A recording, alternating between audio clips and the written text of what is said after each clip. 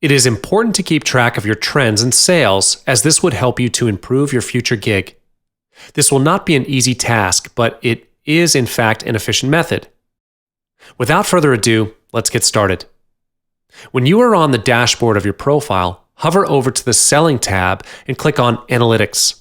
As you can see, this is a rather new account, so there is no ongoing sales yet. But if you've been on Fiverr for quite some time, you will see that there will be some statistics here on this page. You will see how much you've earned this month, the orders you've created, the average selling price, and your positive ratings.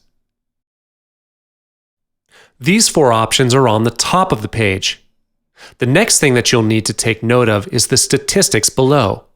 You can see the rate of getting new orders, gig extra orders, multiple orders, and delivered orders as well.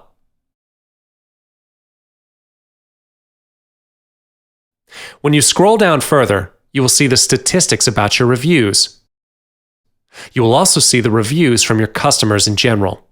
Moving on, when you scroll down to the bottom, you will see how many active gigs you have, page views by your visitors, gigs saved, and the conversion rate of your gig.